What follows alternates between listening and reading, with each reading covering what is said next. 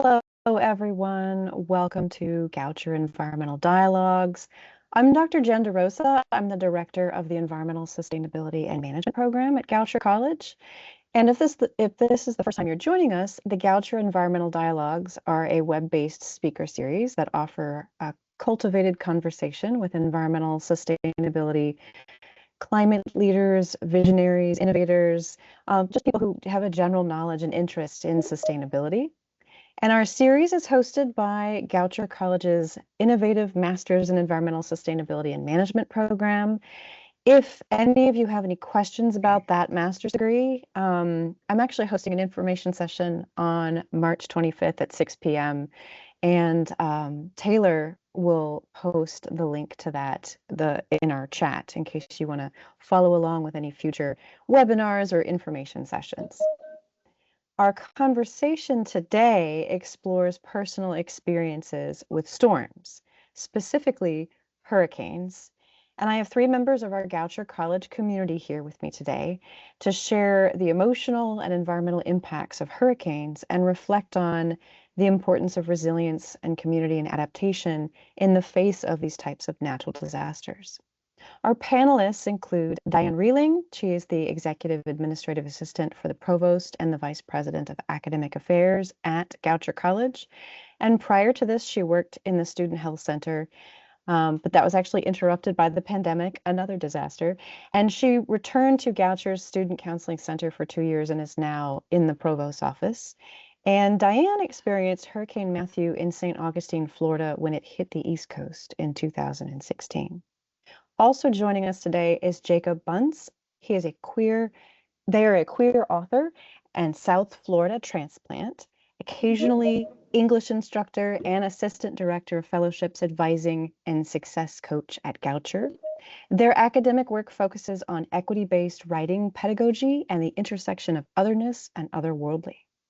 And also joining us is Justin Smith, the Associate Vice President of Student Wellbeing and the Dean of Students at Goucher College.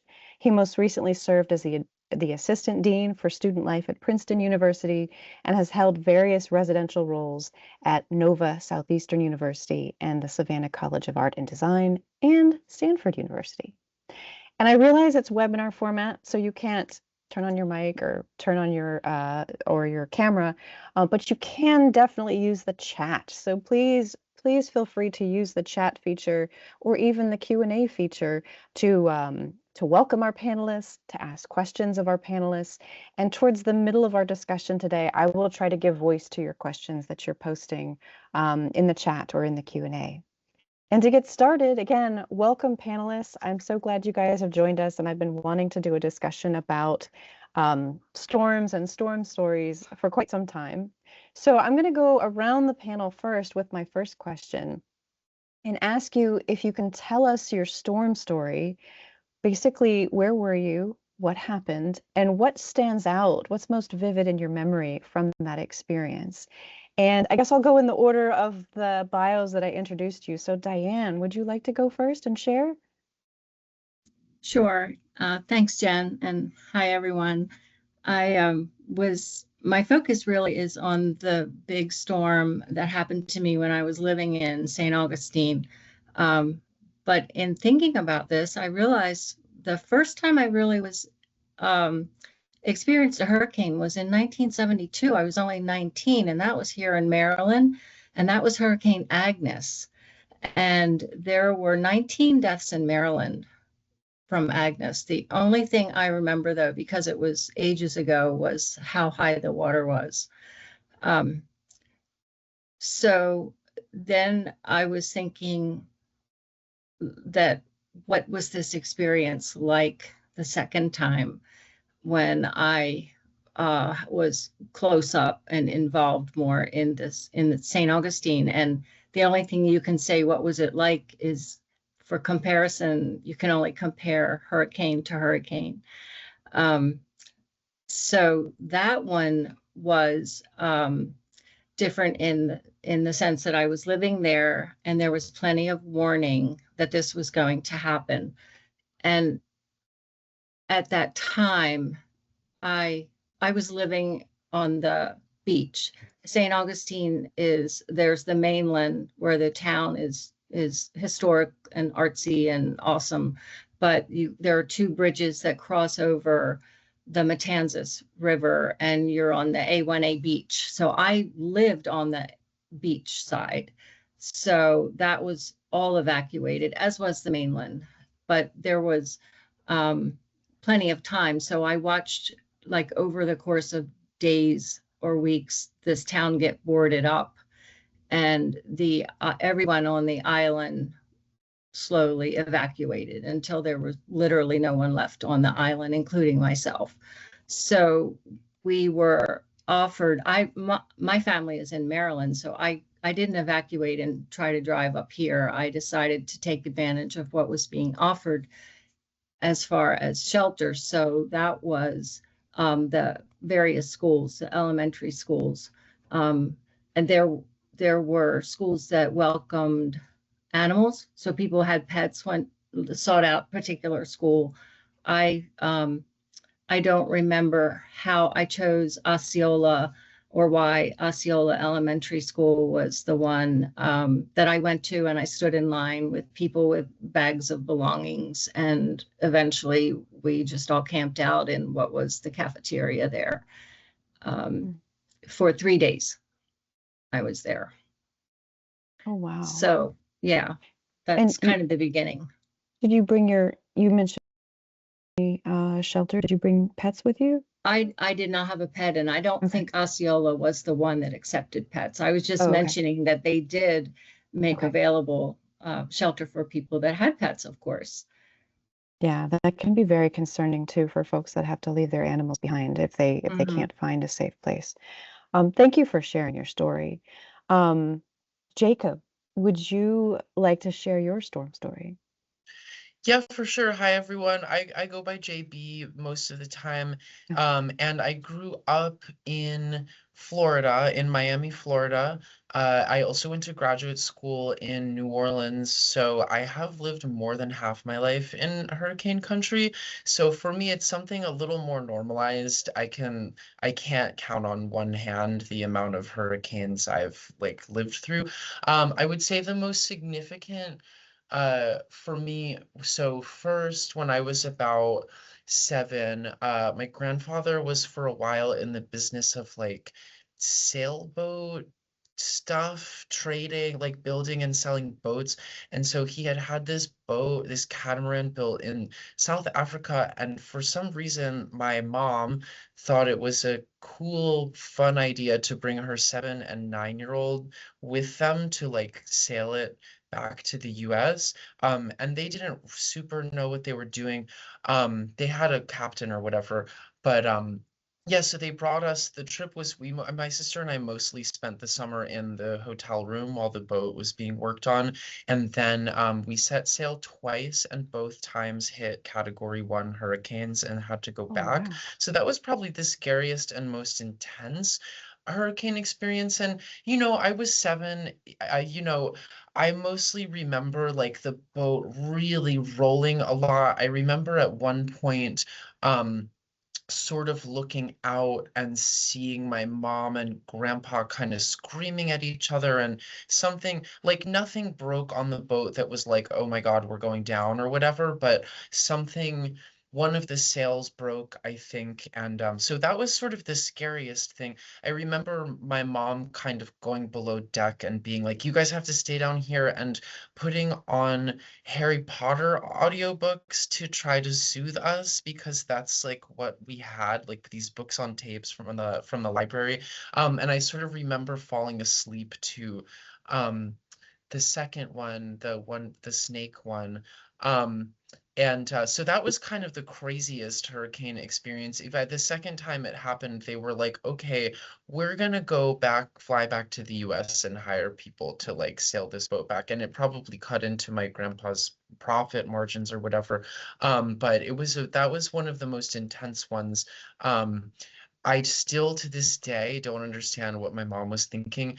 But but since then, we did live through Katrina and Rita, which were much less intense when they hit Miami before New Orleans.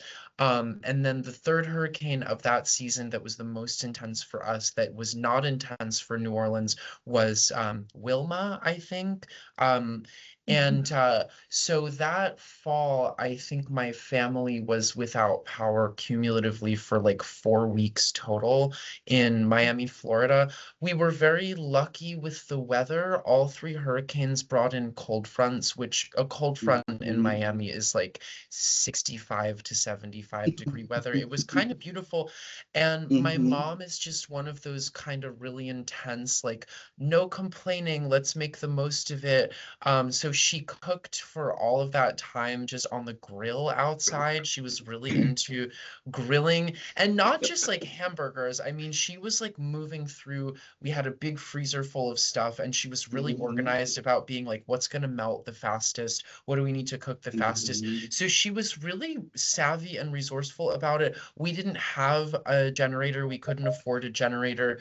So the real treat during that time was like our rich neighbors had a generator, and they would host like horror movie nights once a week.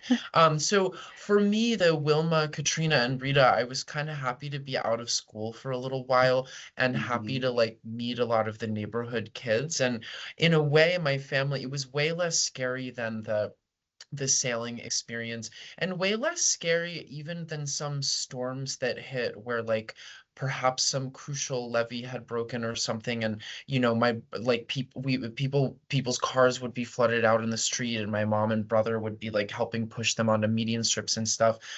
So there were much scarier storms in Miami than Wilma, Katrina, and Rita. And my mom was really insistent on making it kind of an interesting learning experience for us. So at certain safer parts of the storm, she would be like, come outside and look at the lightning. It's like nothing you've ever seen. And it was like green flashes of lightning. And then if the eye of the storm was before our bedtime, she would be like, you have to come out during the eye of the storm. And it's really eerie. So my mom kind of made all of it.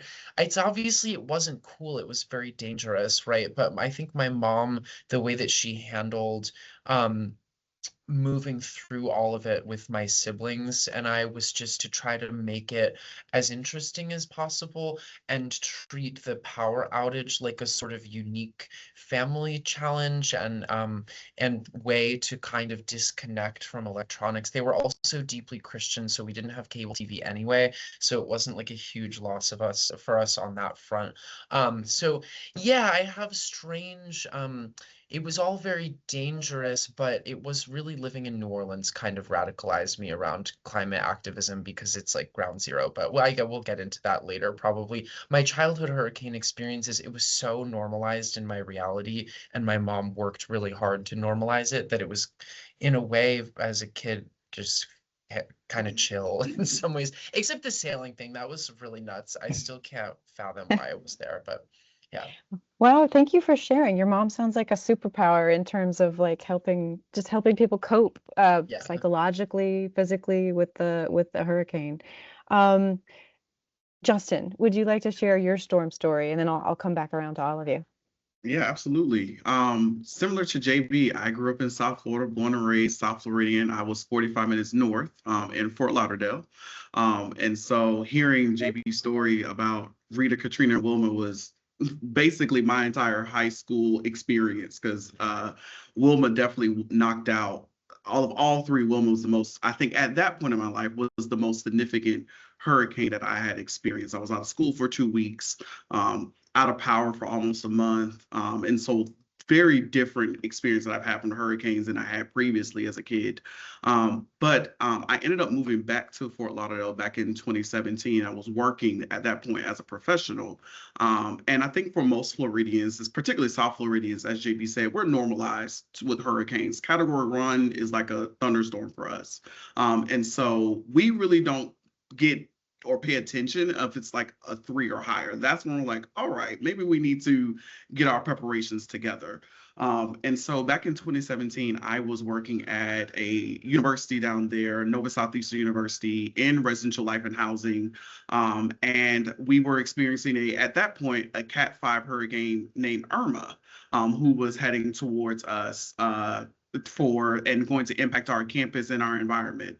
And typically, South Floridians, we just hunker down at home. And this was the first time I was at home during a hurricane, but now working as a professional and not in school as a high schooler or a college student.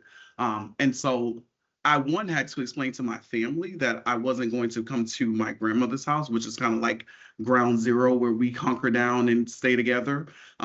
And they couldn't process why I wasn't able to come. And I was like, well, I have a job and I'm an essential personnel, so I have to be here on campus and I have to help evacuate the campus. And so at that point, we had over about 2,200 students living on campus residentially.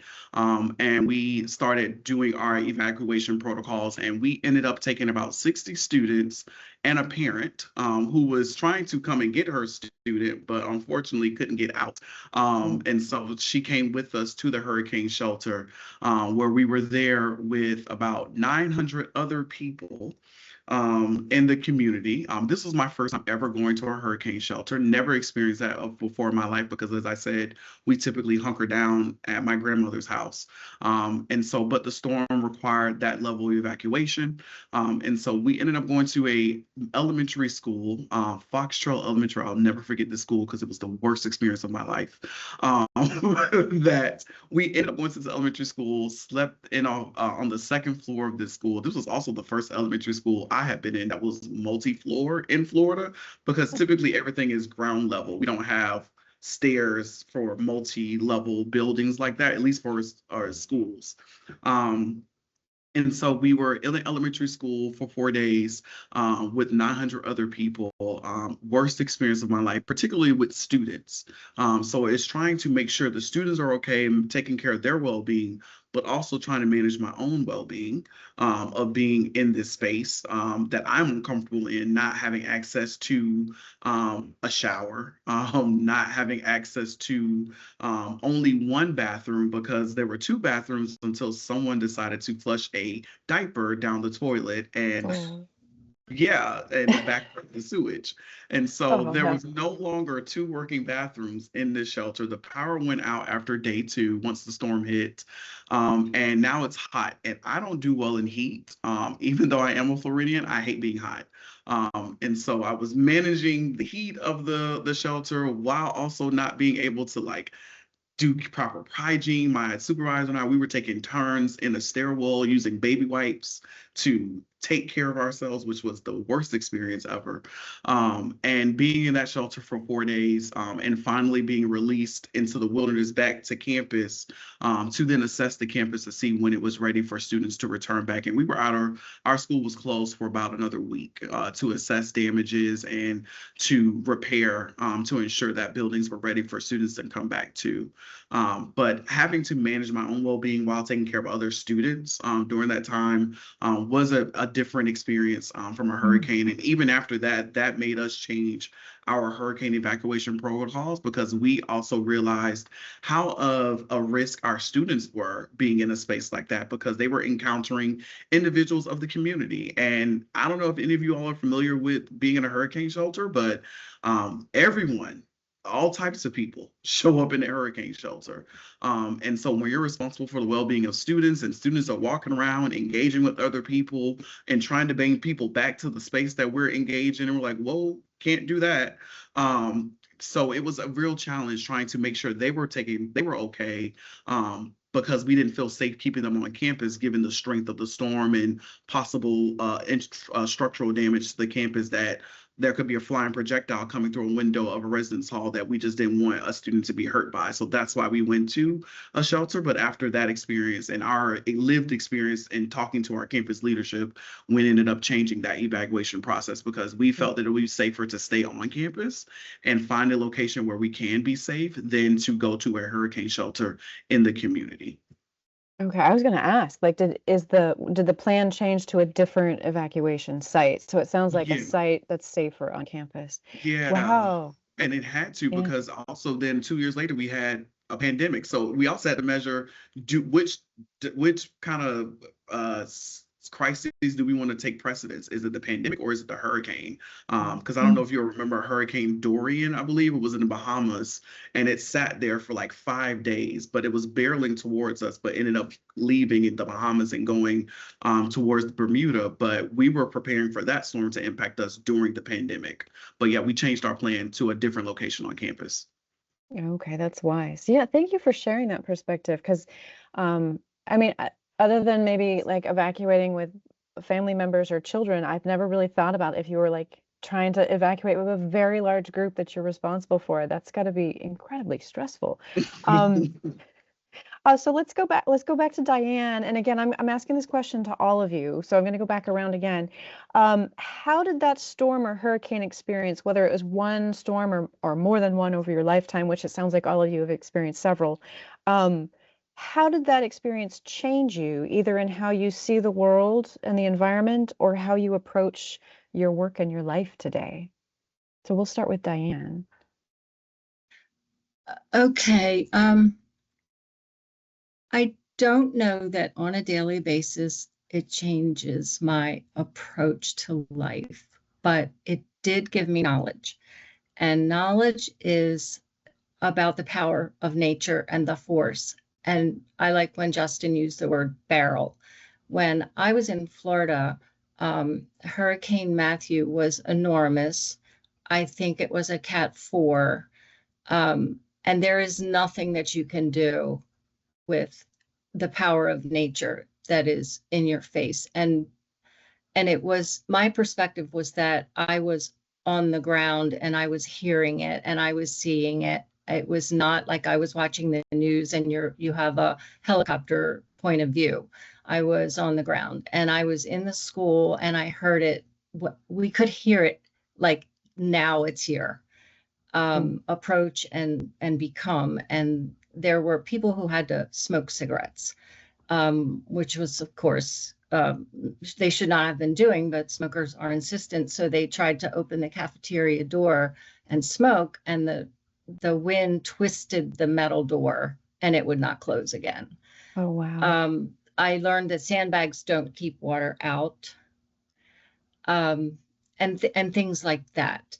So that, I would say, that's the knowledge that I take from it, and how, it doesn't affect me on a daily basis, of course. What I also, you think about these things later. Matthew was such a large storm that 731 people died. Wow. During the course of it, as it went from below Florida in the Caribbean and all the way up to the Carolinas. It was enormous. So I think that's my biggest takeaway, is that there is nothing that we can do except get out of the way.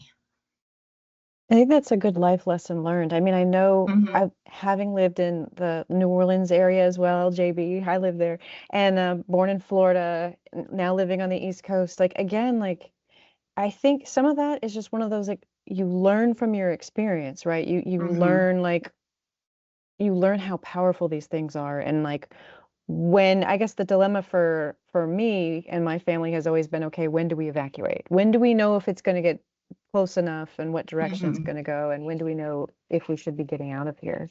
So I really appreciate that. And yeah, Matthew, I forget the category, but I remember that being a very, very large storm.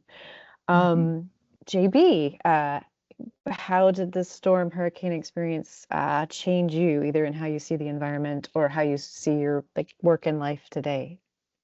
Yeah, so, I'm sure my mom wasn't the only one to use this expression, but the constant sort of mantra during these storms and putting shutters up and shopping at Costco and whatever was prepare for the worst, hope for the best.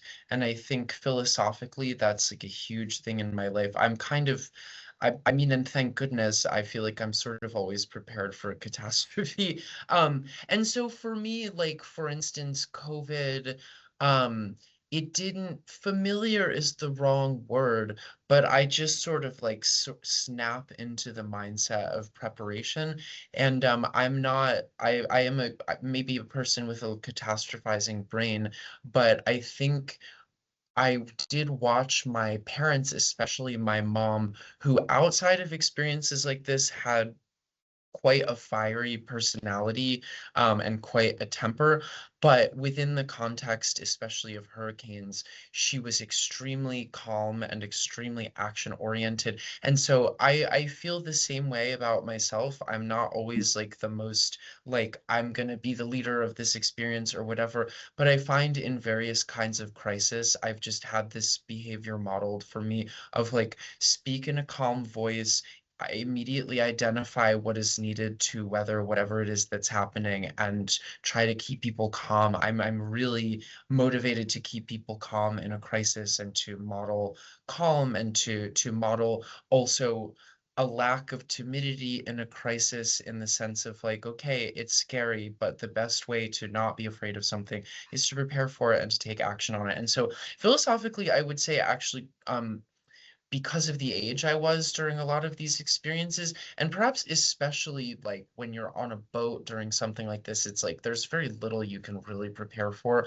I think it really did impact me philosophically, on in other ways. I mean, for my own spiritual practice, I always have candles around, but also I think probably I'm a little bit influenced by like needing kinds of light sources that don't require electricity.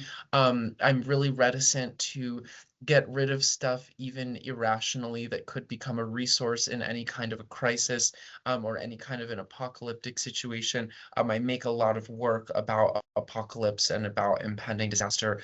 Yeah, so I think it really has affected my philosophy quite dramatically.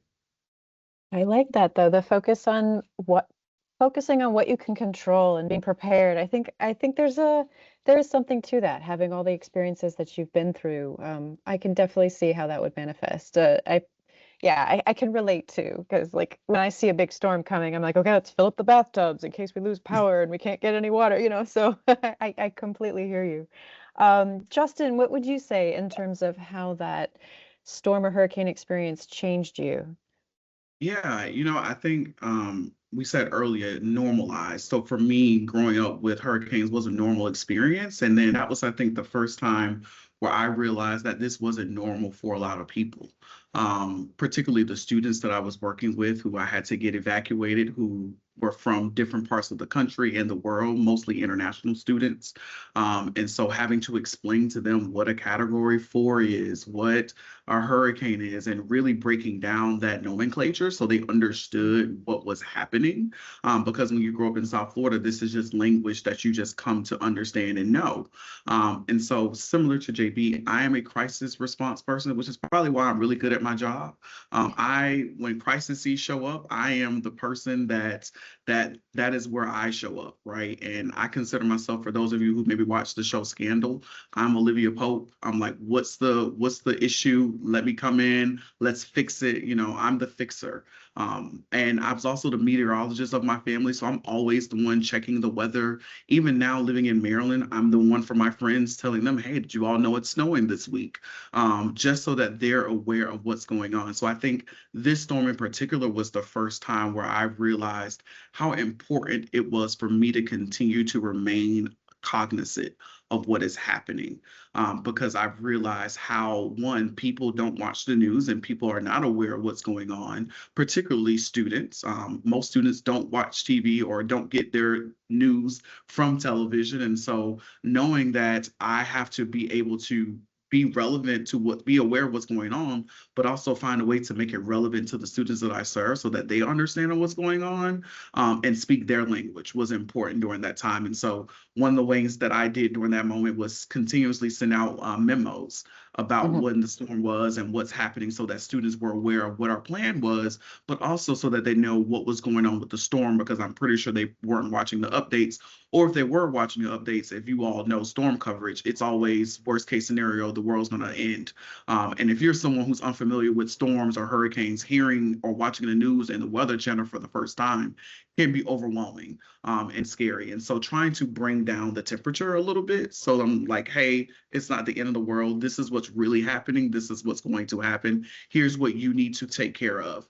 I'm also the planner of when, like most recently, when we had our snowstorm, I was in Denver at a conference, and I quickly thought, okay, I need to switch my flight back to get back earlier. And while doing that, I was like, let me order food.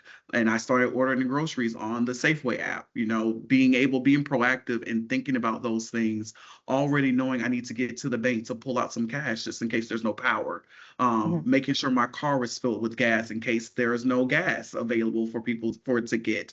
Like, these are things that I always think about days ahead of the storm, and trying to prepare myself, because I realize a lot of people around me are unfamiliar with storm preparation, or are just unfamiliar with paying attention to what's going on. And so I've always charged myself of being aware of what's going on with my environment, no matter what happens. I'm even the still person right now to call my family when there's a hurricane approaching, just to make sure they're paying attention to the news and that they're watching, because I'm making sure and checking the apps on my phone to see, like, oh, it's June 1. Now it's time for me to start tracking hurricanes, right? Like, that is my mindset every year. And I continue to do that even in my role here at Goucher.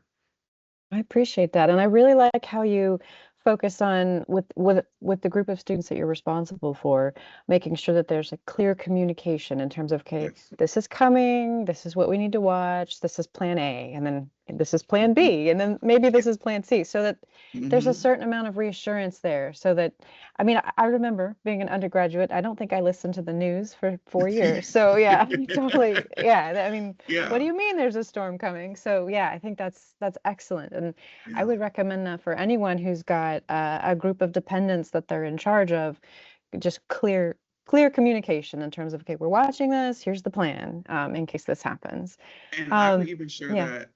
I would even share that ahead of time before students get there during orientation. I would say, parents, this is the conversation now. If you're thinking about bringing your student here, what's your hurricane plan? Right? So that we can start that conversation now, and we're not thinking about it when the storm is approaching. You already know the plan. Either you're evacuating or you're hunkering down with us, so that we're not confused on what the plan is. That sounds very reasonable to me. Yeah, absolutely. I have a question specifically for Diane. Diane, you mentioned experiencing Hurricane Matthew. What surprised you most about the community or the emergency response during and after the storm striking? That is the most memorable, other than the actual experience of being there. When it happened, the community response was huge, and it took weeks and weeks and weeks. When people eventually came back to town, to the island, to Anastasia Island, where I was. It took 3 days to come out of the shelter, but eventually there I was back to see the damage on the island. And the response was shocking. First of all, the damage was shocking.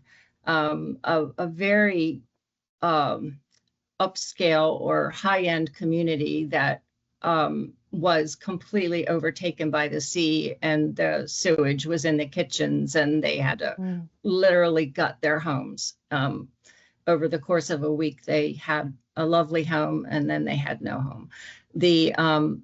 I was shocked by how the ocean cut the dunes away.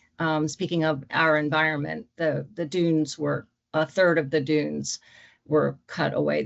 And the sand was in the road, which was very interesting, because like we see snow plows recently, a lot of snow plows, they had backhoes lifting sand out of the streets and driving along and putting it back on the beach. So that there was that type of response. And then there were people who went out to help with food and Dunkin' Donuts and pizza and things like that. I went to the lighthouse because I was a docent at that time. I used to talk about the Revolutionary War in the 1800s at the lighthouse. It was fun. So I went to the lighthouse to pick up branches because all the trees broke and it was a wreck. So everyone did their part. Stores and museums, of course, could not open for ages because of the mud that just went down the streets and entered all of their shops. But I do, and I don't know if you want to save this piece for the the sweet part of my story is that I turned this into a kid's book. Oh yeah. Over one, because of one piece that happened. Do you want me to share that now, or do you want to come? Yeah, go ahead and share Okay. it. Yeah. Okay. And I'll try to make it brief because I could talk for an hour about it. There's a church, First United Methodist Church in St. Augustine, has a nickname that's well known called the Pumpkin Church because of their October pumpkin sale. And the hurricane was in October, and it was on a Thursday. Clearly remember this. So every fall they put out literally 5,000 pumpkins that are sold within the community for their youth program. So the pumpkins obviously floated away during this storm. And this is only, in retrospect, probably a month or more later, I was downtown and I bumped into somebody. And I don't know why the subject of the pumpkin church came up, but this person said to me, you know, the people took the pumpkins back to the church. And I was shocked. And the idea is that if they found a pumpkin stuck under their car or in a bush, they didn't throw it away. They thought, well, I know where this pumpkin came from. I'm going to take it back. So that stuck with me, the beauty of that. And they sold their pumpkins, and whatever remaining pumpkins were sold was the money was given to the youth program. So it stuck with me, Jen. It stuck with me. And for a couple years, and when I was back in Maryland and we were at home during the pandemic, I decided to write a book about the community giving back and restoring it, which is this, and this is not a plug to my book, but it's called The Pumpkin Roll, a story of community pumpkins and a really bad hurricane. And anyway, I'll leave it at that. But yeah, I think that's that was lovely. the sweetest community response among all the other things that happened, of course. Yeah, leading up to them. That is a lovely visual too of people kind of putting their community back together again, like by something so festive as finding a pumpkin in weird places because of a hurricane. Yeah, I was thinking too with the amount, the volume and the size of the water from the ocean that just kind of pushes onto the land. It can move cars, it can move buildings, it can move the beach and put the beach in the middle of the road. I mean, it's so powerful. So, but it's lovely that you had something creative come from that, that they then can be shared with future generations. I think that's wonderful. JB, I want to ask you the next question. Given your work at the intersection of otherness and equity, did your experience with hurricanes throughout your life reveal anything about how different communities are differently impacted by natural disasters? Yeah, for sure. And I mean, a lot to say on this subject matter. So, I mean, I make a lot of work about climate justice, and my own work is more focused on the relationship between gendered violence and violence against the earth and violence against ecosystems, and the ways in which sort of imperialist structures treat the earth, if we think of the earth as a body, in ways that dramatically mirror domestic violence, especially against women. And so I do a lot of work on like divine masculinity and images of like the masculine divine versus like the earth as feminine and stuff like that. So on a personal level, unconnected to hurricanes and just through the context of climate justice, when I'm thinking about equity, with respect to its relationship to climate justice, this is like a persistent topic, right? Obviously, there are a lot of other kinds of alterity that we can explore through the lens of climate justice.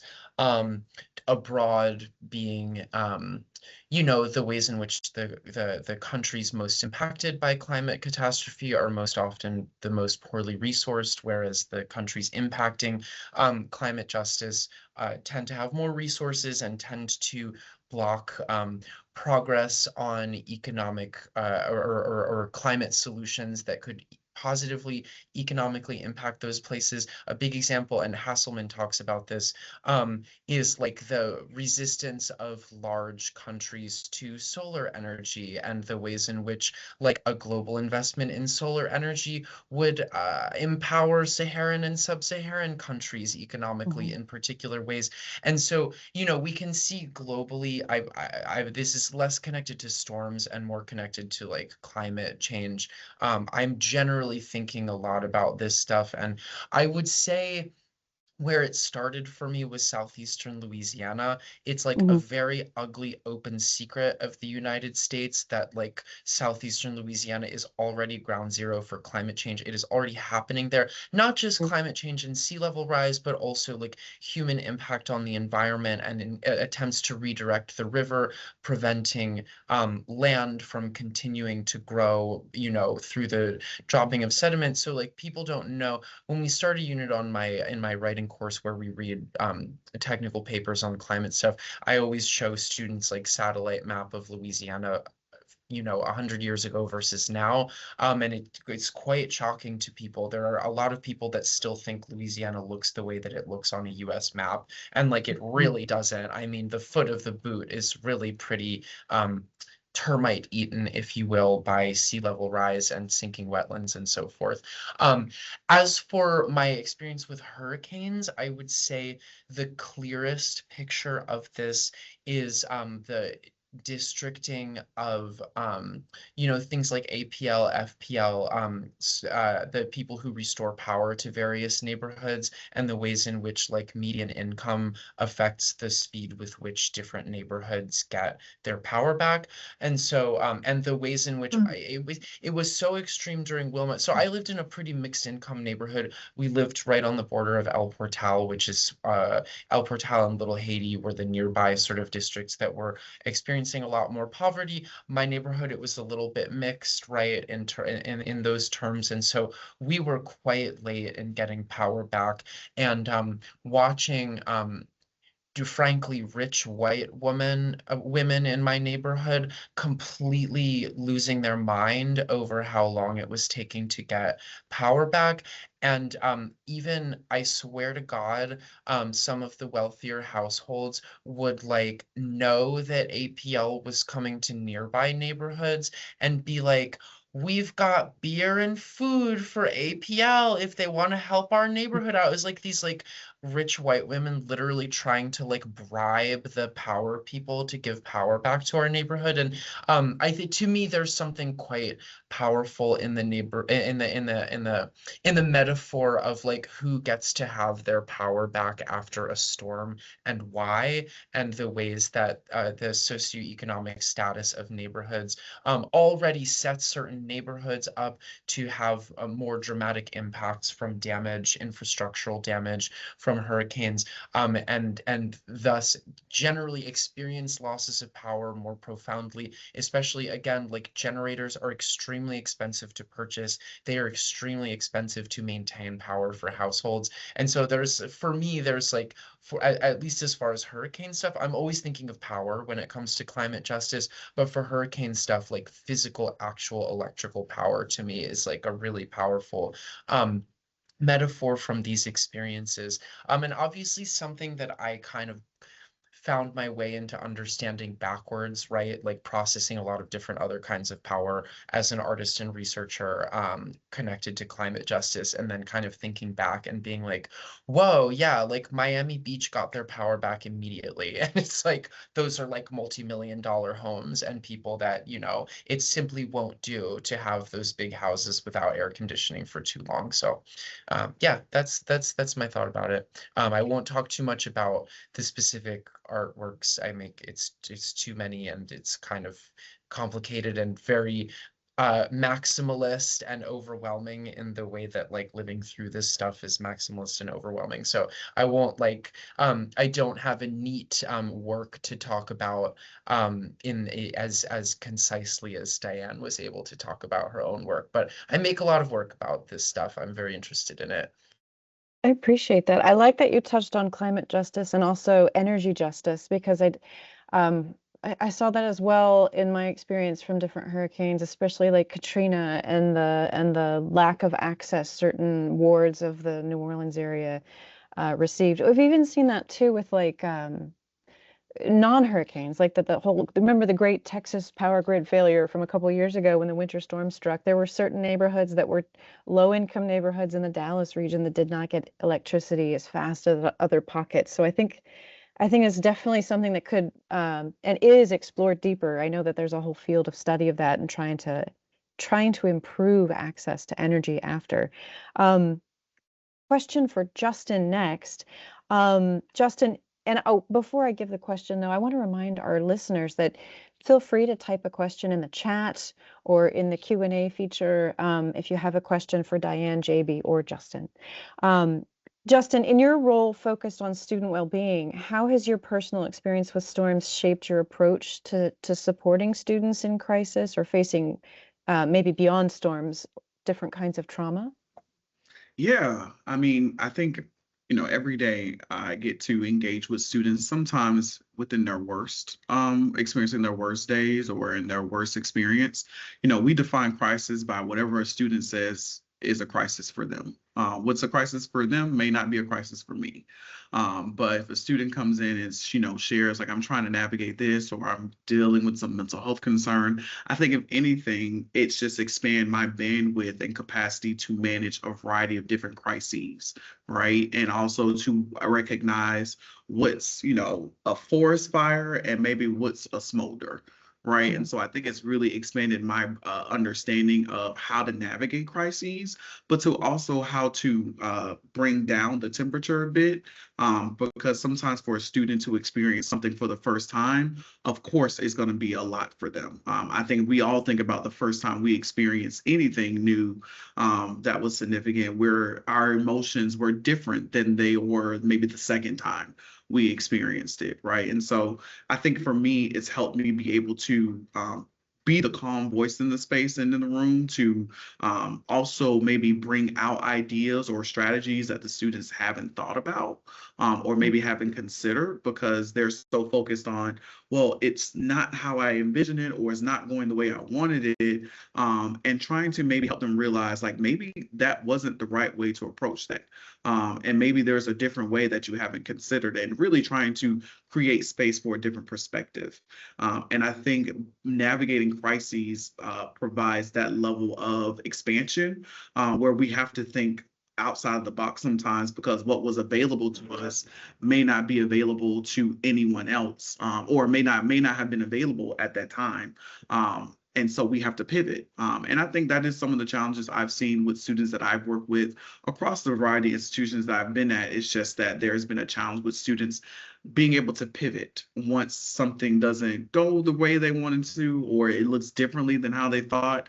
That was even a challenge that I even had until I had an experience that then required me to learn how to pivot. And that happened in undergrad when I realized I wasn't going to be a doctor because I couldn't pass chemistry. I was like, what am I going to do? Because I've been telling people I'm going to be a medical doctor. So I had to learn how to pivot. And I think that that's something that's a skill set that is learned and not necessarily taught. And, I was remind students like, hey, I said I want to be a doctor, but I was in the right neighborhood, but I was just knocking at the wrong door.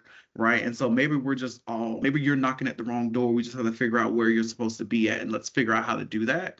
But just being intentional about just bringing down the temperature, hearing them, validating how they feel, even if we don't think it's a crisis, even if we don't feel like it warrants this level of response to them, this is important to them, this is concern. And so sitting with that, holding space for that, but then also thinking, what is our next best move to make? And then afterward processing. So what was this experience here to teach me? What was I here to learn from that? And how do I grow from this and move forward? Because out of every lesson, how I phrase it is out of every lesson, there's a blessing. And so where's the blessing in this experience for you to get that we maybe haven't thought about yet? I appreciate that. Yeah, I think you pivoted to a great role. You're very well suited for helping people, whether it's a storm or other reasons. So I think, I think we've all had different types of experiences like that in our life where we've had to kind of what we thought we were going to be doing, we didn't quite end up doing it, but then we found our true path anyway. So, the journey was worth it. Yeah. And I see we're starting to get some questions in the chat. I think Teresa had a question. How do each of you see weather patterns, in your personal experience, see weather patterns changing due to climate change? Mm. Does anyone have thoughts on that? I guess, Justin, do you want to say something? Yeah, Yeah. I was gonna say just most recently, a couple weeks ago, I mean, seeing how cold it was in South Florida for winter. I mean, I've never seen it be in the 30s for a consistent day for consistent days. Even snow showing up in North Florida as far as Tampa. I went to undergrad at Tampa at the University of South Florida. I couldn't imagine seeing snow flurries. I was shocked when I felt 32 degrees for the first time in Tampa. And so just seeing how the weather has become much more, uh, what's the word? I was It's I thinking like could say volatile. volatile. yeah, Yeah, I was thinking erratic, but yeah, I hear yeah, what you're saying. yeah, erratic. It's just so different now that my family is like, why are you sending that cold to us? We don't want that. We're not used to that. So just seeing that now has been what I've noticed, the patterns with the extreme cold that we're getting, that I'm seeing down in Florida, but also the extreme heat. I mean, 2 years ago, the coral reefs were boiling, in the ocean because of how hot the water was down in South Florida. It was like a sauna, like a hot tub.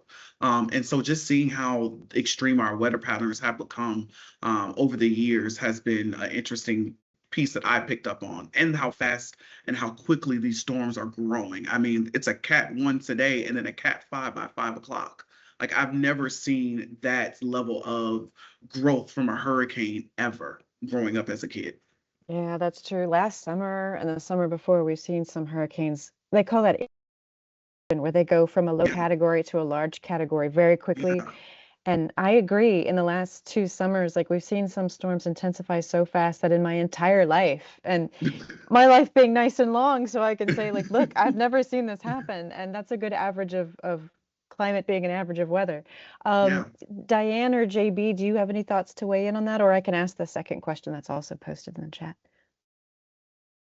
Oh, Diane, you're muted. Yeah. I just wanted to add that when I was young, there was no such thing as a tornado in Maryland. And I don't know, maybe over the past 10 or more years, a tornado is not uncommon to hear about that here. That's a But good when point, I yeah. was really young, we did not talk about tornadoes. Oh, yeah, that's a good point. That's a good point. Mhm. JB, your thoughts? Yeah, I mean, of course, you're the scientist, but the warming of the Gulf, the Gulf of Mexico waters, and that contribution toward just the power of any kind of storm toward the Gulf Coast, you really, I mean, I don't mean to hammer in the New Orleans thing, but you really see when you spend time in Louisiana, especially the True. closer you are to the wetlands, just how intense it is and how much it's changed. And even, the migratory patterns of people who live there, obviously we know, people who have lived there know, like, the impact, for instance, on college enrollment and school enrollment in Louisiana because of families who maybe evacuated Katrina and didn't realize that evacuation was going to last 5 to 10 years, the economic impact on that region. And this is because of the greater intensity of storms caused by, we talk a lot about sea level rise, but it's also the rise in sea temperatures, right? And that really contributes to the power of storms. And you really can just see it. I mean, New Orleans is still in some ways blighted by Katrina, but it's also blighted by some of the storms they've had in the last, 5 or 6 years. I forget the name of it, but there was one during COVID that caused a lot of people I know to evacuate temporarily from the city and then still temporarily from my homes. My best friend had just bought their house and the roof blew off their house, and it Oh took no. them 9 months to be able to repair their house because of the cost of it and the scarcity of grants and assistance from the city, and from the ways in which like insurance companies have ceased to cover things like storm damage because they're like, well, you just accept that you live here and this is an act of God or whatever. So the economic impact on individual people in Louisiana, and on communities in Louisiana is very fierce from the power of storms right now. Um, and like a year after my best friend had gotten back into their house, literally not 1 week later, I was visiting and we were in Chalmette right outside of the city having Thai food, and a tornado ripped through the neighborhood right next to theirs and kept us out of the city for like 2 hours, right? Like it's quite literally heating up there. And when we think about things like global warming, we think a lot about ice caps melting, sea level rise, hot temperatures, more extreme cold, but it is also just like more powerful storms, and the immense economic impact on blighted or socioeconomically disadvantaged cities, of like the infrastructural challenges to handling the increasing force of storms. Yeah, I appreciate that. I know every time I've gone to New Orleans since post Katrina, there's homes with like perpetual tarps on their roofs because of the Yeah. problem that you just described. They just either keep getting hit by additional hurricanes, or it takes so long to repair the roof anyway. And so there's a lot of tarps on roofs in that part of the world, and it is a lovely place though. It's part of where I used to live, so I really love New Orleans. Um, I'm not sure we have time for the last question. I'll pose it in case anyone wants to take a stab at it, and then I'm going to thank everyone afterward. But the question posted by Amy is there value to you in sharing your storm stories with others? If so, in what ways? So if we could maybe get a quick response from folks Yeah. in terms of what value you feel. Justin, I would Mhm. you mean, like to go? yeah, I can do it. Yeah, professionally, I mean, it's definitely served me well, particularly with jobs. I mean, a lot of people in higher ed love that I've had six experiences working with a variety of different crises, and managing those. And professionally, that's a really good look. But I think in general, with sharing with the people, I think it's really helpful for people to know contact experts on their campus, particularly for us at Goucher. I think now we've created a space where now if there's this concern going on now, I think people on this call know, oh, I can contact, JB to talk about this, or like, I didn't know JB today was from South Florida. So this was good to know that we both have a lived experience at the same time experiencing the same storm. So I think there's value in seeing the connection we all have, but more Mm. importantly, just to see if there's an issue going on or a student who has a concern about something. Now, oh, Justin has this experience. I can connect this student to Justin or to Diane or to JB. No, that's a very good point. Diane, did you want to add something? I will just add my perspective, which is, as you all, is not scientific, but I do understand the human spirit and how we do.